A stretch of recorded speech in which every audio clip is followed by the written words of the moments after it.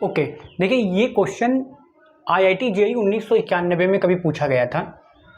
जैसा कि आप सभी को पता है, डिटर्मिनेंट की लेक्चर सीरीज ऑलरेडी चल रही है और जेई की ये क्वेश्चन प्रैक्टिस सीरीज का एक सेपरेट वीडियो अलग से बनाया जा रहा है और उसी जो लेक्चर सीरीज से ही रिलेटेड है, तो इसको बिल्कुल अलग ना समझिए।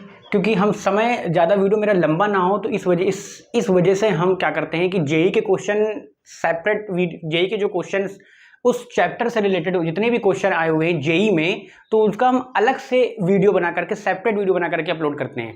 और जो लेक्चर सीरीज होती है, जो बोर्ड और जेई दोनों कंबाइंड सिलेबस को डिज़ाइन करके बनाई गई है, उसके लिए अलग से ऑलरेडी वो रन हो रही है। हालांकि उसमें भी हम जेई के क्वेश्चन कुछ ना कुछ हम डिस्कस कर देते हैं, पर हम ये कोशिश करते हैं ज़्यादा से ज़्यादा क्वेश्चन जेई के जो क्वेश्चन हैं उस चैप्टर से पर्टिकुलर रिलेटेड अलग से वीडियो बना करके हम उसी लेक्चर सीरीज में अपलोड कर दिया करेंगे। ठीक है, आइए जल्दी से हम इस क्वेश्चन पर आ जाते हैं। देखिए क्वेश्चन में क्या कह रहा है कि determinant A not equal to P, B not equal to Q, C not equal to R, और इस प्रकार के डिटरमिनेंट, ये दिया हुआ पोर्शन है मेरा, ये इंफॉर्मेशन दी है और ये डिटरमिनेंट की वैल्यू 0 दी गई है। ठीक है, और हमें फाइंड आउट करना है कि इस एक्सप्रेशन की वैल्यू क्या होगी। देखिए, अच्छा आपको इस इन्फॉर्मेशन का तो मतलब पता होना चाहिए कि इसका ये क्यों दिया गया है, क्योंकि अब आपको दिख रहा होगा p minus A, Q minus B, C minus R minus C upon में है, और जो नंबर अपॉन में होता है वो 0 नहीं होना चाहिए, क्योंकि अगर वो 0 से हम किसी नंबर में डिवाइड कर नहीं सकते हैं। तो इसलिए ये बता दिया गया है कि इन्फॉर्मेशन की ए और पी बराबर नहीं है। अगर बराबर नहीं होंगे तो उसका मतलब वो कभी ना कभी 0 बन ही नहीं सकते, कभी भी 0 नहीं बन सकते हैं। ठीक है, तो ये इन्फॉर्मेशन क्यों दी गई है, इसका मतलब भी आपको समझ में आना चाहिए। अब ये डिटरमिनेंट की वैल्यू 0 दी गई है और इस एक्सप्रेशन की वैल्यू फाइंड आउट करनी है, तो इसका मतलब कहीं ना कहीं कुछ डिटरमिनेंट ही कुछ ऑपरेशन लगाना है जिससे ये एक्सप्रेशन आकर बन जाए मेरा और हमारा सोल्यूशन आ जाए। ठीक है, देखिए कैसे करते हैं इस क्वेश्चन को। ये इसको तुम लेके कुछ कर नहीं सकते, हमें बस कुल मिलाकर के एक डिटरमिनेंट ही दी गई है, P A B Q B C R बराबर 0, ये एक डिटरमिनेंट दी गई है। बस क्वेश्चन में इतना दिया गया और ये फाइंड आउट करना है। इसका मतलब कहीं ना कहीं इस डिटरमिनेंट से कुछ ऐसा निकल के आएगा जो इस एक्सप्रेशन के बराबर होगा।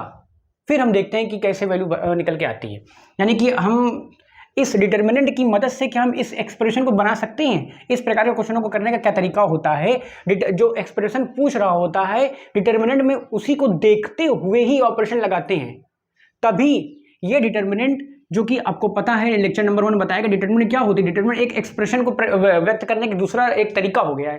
डिटरमिनेंट कुछ नहीं होती, डिटरमिनेंट की वैल्यू क्या होती है, डिटरमिनेंट की वैल्यू होती है किसी भी बेजी व्यंजक को, किसी भी अलजेब्रिक एक्सप्रेशन को एक दूसरे तरीके से रिप्रेजेंट करने का एक दूसरा तरीका होता है। यानी कहीं ना कहीं एक एक्सप्रेशन ही लिखा हुआ है, अलजेब्रिक एक्सप्रेशन ही लिखा हुआ है, इसको अगर हम एक्सपैंड कर देंगे तो कहीं ना कहीं ये आ जाना चाहिए। अगर हम इसको डायरेक्टली एक्सपैंड कर देंगे तो ये तो नहीं आएगा। अगर हम R1 के अलावा एक्सपैंड करते हैं, यानी कि हमें कुछ ऐसे ऑपरेशन लगाने के बाद इसको एक्सपैंड करना है जिससे कि ये बन जाए मेरा, इस रूप का ये डिटरमिनेंट मेरी ये रूप बन जाए। तो कैसे ऑपरेशन लगाएंगे, तो वो एक्सप्रेशन जिसकी वैल्यू फाइंड आउट करनी वो खुद बताएगा कि हमें यहाँ पे क्या ऑपरेशन लगाने हैं। देखिए जैसे हमें ये चाहिए क्या, p minus A, Q minus B और r माइनस सी चाहिए, तो देखिए हम ऐसा डिटरमिनेंट में कौन सा ऑपरेशन लगा दे जिससे p माइनस ए बन जाएगा। देखिए हम अगर r1 में से r2 कटा दे तो p माइनस ए बन जाएगा, और q माइनस बी तो r2 में से r3 कटा दे तो बन जाएगा। यानी कि कुल मिला के हमें पता चल गया कि किंग प्रॉपर्टी किस प्रकार से यूज करनी है। तो यानी पहला क्या है, हमें R1 में से R1 माइनस R2 कर दें, एंड और चूंकि आपको सबको पता है कि एटलीस्ट 1 रो अनचेंज होनी चाहिए। देखिए तो R3 को हम कुछ नहीं करेंगे, R1 R2 चेंज कर देंगे। ठीक है, तो ये देखते हुए कि मेरे ऑपरेशन जो लग रहे हैं वैलिड होने चाहिए, R2 माइनस R3। ठीक है, ये हमने 2 ऑपरेशन लगाया है और देखा है कि क्या आ गया। देखिए R1 R2 चेंज होगी, R3 चेंज नहीं होगी, तो हमने जो चेंज नहीं हो रही इसको हमने जो का तो ऐसे लिख दिया। ठीक है, ये डिटरमिनेंट को सॉल्व करने का तरीका होता है। जो बदल नहीं दिया तो उसको सबसे पहले ऐसे उतार दिया, जिससे जल्दी और हो जाता है। R1 में से R2 गया तो करस्पॉन्डिंग एलिमेंट डिफरेंस हो जाएंगे, घट जाएंगे। p माइनस ए, बी माइनस क्यू, ये 0 आ जाएगा, और यहाँ पे ये 0 आ जाएगा, और यहाँ q माइनस बी आ जाएगा, और यहाँ पे c माइनस आर आ जाएगा। ठीक है, तो ये ऑपरेशन लगाने के बाद ये मेरी डिटरमिनेंट का ये दूसरा फॉर्म आ जाएगा। अब देखिए, अब कुछ हो सकता है क्या, अब कुछ हो सकता है और 0 बन सकते हैं। अब हमें लगता है मैक्सिमम 0 तो बन चुके हैं। अब इसके अलावा अगर हम और कुछ बनाने की कोशिश करेंगे तो वो 0 जो बना है वो बिगड़ जाएगा। अब हम R1 के लॉन्ग एक्सपेंड कर देते हैं, क्योंकि अब हम और कुछ नहीं कर सकते, क्योंकि अगर हम और इसके अलावा और ऑपरेशन लगा के और इसको रिड्यूस करेंगे डिटरमिनेंट को, जो दी गई डिटरमिनेंट थी मेरी, तो ये जो एक्सप्रेशन बनाने की कोशिश कर रहे हैं फिर वो नहीं बनेगा मेरा।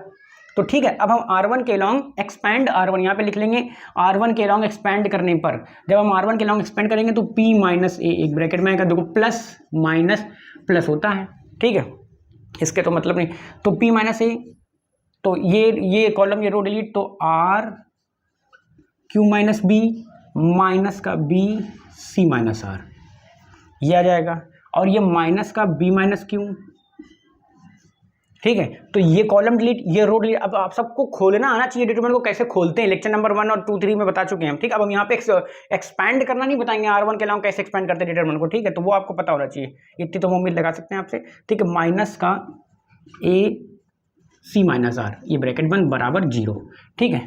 देख लीजिए कहीं कोई कैलकुलेटिव मिस्टेक तो नहीं हो गई है, B माइनस Q माइनस लगाया और ये 0 माइनस का A माइनस, ठीक है। अब देखते हैं, तो P माइनस है तो चाहिए तो इसको तो ऐसे ही रखेंगे, अगर इसको अच्छा मल्टीप्लाई करके लिखते तो ज़्यादा अच्छा रहेगा, R P minus A Q minus B भी चाहिए हमें, तो ये दो ब्रैकेट तो बहुत इंपॉर्टेंट है मेरे लिए, तो बन गए, ठीक है।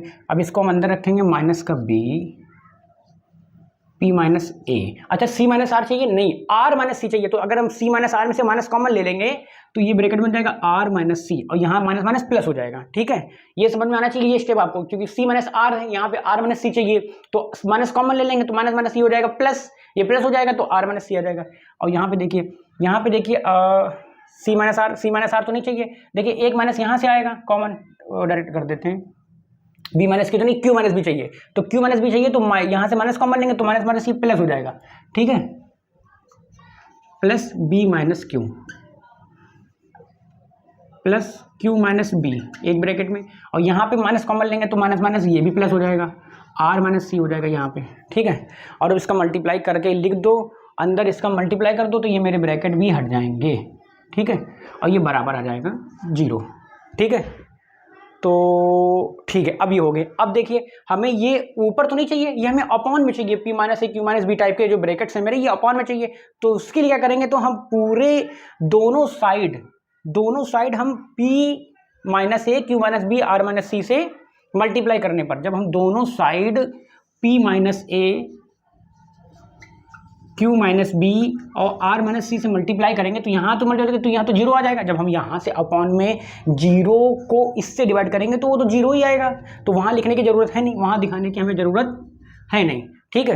अब क्या करेंगे, अलग अलग कर देंगे, डिस्ट्रीब्यूट कर देंगे, देखिए यहाँ पे ये जो इन्फॉर्मेशन है अब यहाँ पे काम आई, क्योंकि आप ऐसे नंबर से डिवाइड कभी नहीं कर सकते जो 0 हो सकता है, क्योंकि यहाँ पॉसिबिलिटी हो सकती थी कि P माइनस से 0 भी हो जाए तो तुम कर, लेकिन यहाँ पे ये पक्का कर दिया है कि A माइनस P बराबर ही नहीं तो ये 0 नहीं होगा, Q माइनस B बराबर नहीं तो 0 नहीं होगा, R और C बराबर नहीं तो 0 नहीं होगा।